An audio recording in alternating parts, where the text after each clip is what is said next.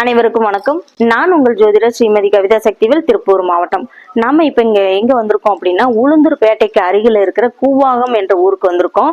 இங்க இருக்கிற கூத்தாண்டவர் கோயில் எல்லாருக்குமே தெரிஞ்சிருக்கும். ஒரு மிக பிரபலமான கோயில் அப்படின்னே சொல்லலாம். இந்த கூத்தாண்டவர் கோயிலோட சிறப்பு என்ன அப்படின்னா, இங்கு உள்ள தெய்வம் தான் அரவான் என்று சொல்லப்படுகிறது. இந்த அரவான் யாரு அப்படின்னு பார்த்தோம்னா, மகாபாரத போர்ல, அதாவது மகாபாரதத்துல அர்ஜுனருக்கும் நாகக்கண்ணிக்கும் பிறந்தவர் தான் இந்த அரவான். இந்த அரவானோட உயிர் தியாகம் என்ன அப்படின்னு பாத்தீங்கன்னா, பாண்டவர்களோட வெற்றிக்கு இவருடைய தியாகம் உறுதுணையா இருக்கும் அப்படின்னு சொல்லியிருந்தாங்க. அதனால தன் உயிரை போக்குறதுக்கு முன்னாடி அவர் ஒரு ஆசைப்பட்டாரு. அவருடைய கடைசி ஆசை என்ன அப்படின்னு சொல்லி கிருஷ்ணர் கேட்டிருந்தாரு.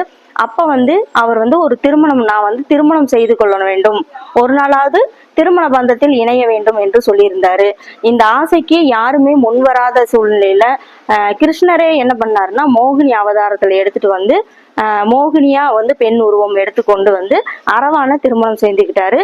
அடுத்த நாள் பாத்தீங்கன்னா, பாண்டவர்களோட வெற்றிக்காக களப்பலி இறக்கணும் அப்படிங்கிறதுக்காக அரவான பலியிட வேண்டியதாக இருந்துச்சு.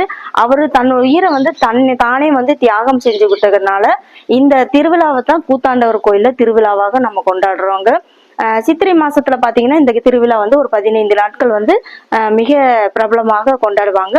திருநங்கைகள் அனைவருமே இங்க என்ன பண்ணுவாங்கன்னா, மோகினியாக தன்னை மோகினியாக நினைத்து அவங்க அவங்களே தாலி கட்டிக்கிட்டு அடுத்த நாள் இந்த அரவானோட நினைவாக, இங்க உள்ள தெய்வமான அரவானோட நினைவாக அடுத்த நாள் அந்த தாலி அறுத்துக்குவாங்க.